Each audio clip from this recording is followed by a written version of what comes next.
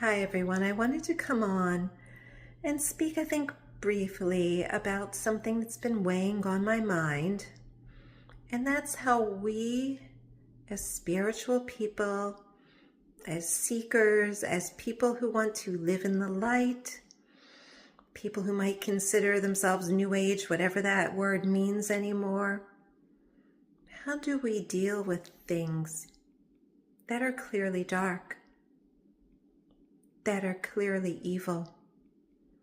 What do we do? It seems as if among some members of the spiritual community, there is a tendency to live in this little la-di-da love and light bubble where you don't want to see or acknowledge or talk about anything that's dark or wrong or difficult. And I understand it's hard. And if you're someone who's really been working to be in a centered place, to be in a place of peace and love,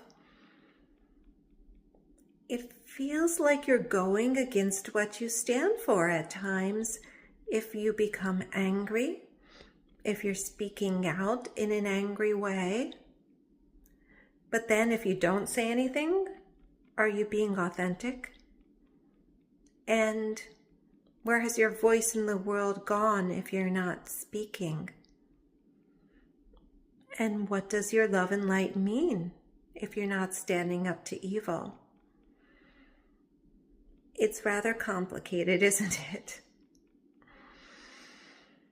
So let me just say, we are authentically at our core love. We are light. And that is a beautiful thing. But to remain in that light, we have to call out the darkness when we see it. We have to be able to differentiate between the light and the darkness so that we can choose to be the light. And we have to call out and fight the darkness so it does not take over our world. You can't stand there in a love and light bubble as the darkness is flooding in. You know, if you're dancing on the beach, as people sadly found out in the desert at the Nova Festival, it doesn't matter if you're standing and dancing in love and light if people are coming with guns to kill you. It's not going to save you. We saw that. So what do we do? Well, one, let yourself feel your emotions. Let yourself feel your reactions. It doesn't mean sit in them.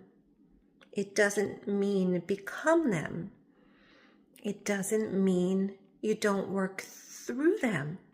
It doesn't mean that you change who you are. But it does mean acknowledge it. It does mean speak out. It does mean maybe think about what do you do in response to the darkness, to the evil, because you can't just ignore it. So let me just give an example of yesterday. So yesterday, finding out not just about little babies being killed, but people bringing their children to dance around their coffins,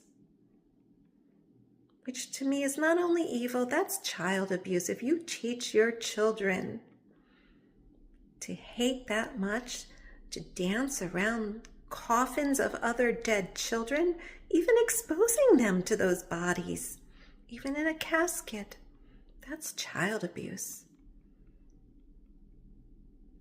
And I was enraged and heartbroken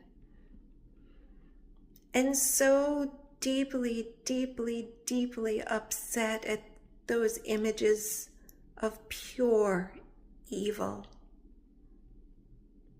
It was difficult. I was angry. I was angry not just at the people who perpetrated those murders, but the people who were there cheering them, the people who were having those children dance, the people who were not standing up and saying that this was wrong. And it would have been abnormal for me not to have felt that. It would have been, to me, inhuman. I'm not going to say to myself, oh, la-di-da, let's be in love and light, and ignore that. So what did I do? I felt it. I wrote about it and posted a little bit on Facebook. I asked other people to call it out. I basically expressed myself. And then I prayed. And I went back into love. And I realized that while I might despise what those people did, I will not become them, and therefore I will not despise them. I despise the darkness, the evil that has taken them over and that they are expressing and that they acted out of. But I will not hate them, and I will not become that darkness. If we don't acknowledge it, if we do not even verbally call out the darkness, it just moves through the world without being checked. And it gets bigger and bigger, and it sneaks up on us. And then suddenly it's at our doorstep, and it's too late for us to do anything about it. We cannot live in a love and light bubble and ignore the dark things that are happening. There's evil and darkness in this world. As Gregg Braden likes to say, there appears to be an ancient battle between good and evil that is playing out in our world. You can look at history and see how it is played out. And you can look at our current events and see that it's playing out now. It's helpful when you are in high frequency, when you are in a loving frequency, when you are radiating and strengthening the light. It's helpful. It is. But you can't just sit in the love and light bubble and think that's all you need to do. You have to call out evil. You have to call out the darkness so that other people are aware and can fight it, each of us in our own roles. I'm not a soldier. I'm not going to be out there fighting with a gun.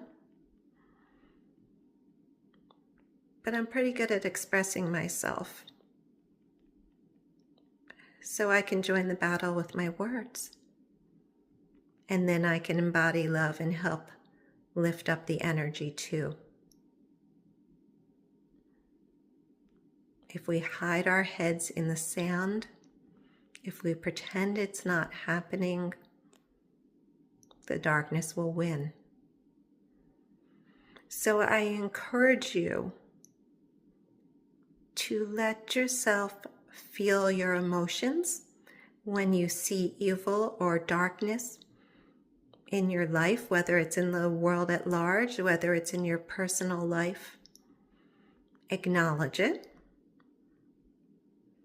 Be in service to those people who are acting out of the darkness and tell them, because if people don't know what they're doing wrong, they can't fix it.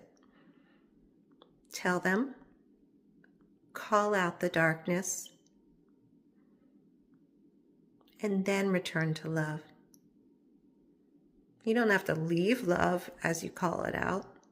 You're still love in your heart. You can work through dark emotions if you have them.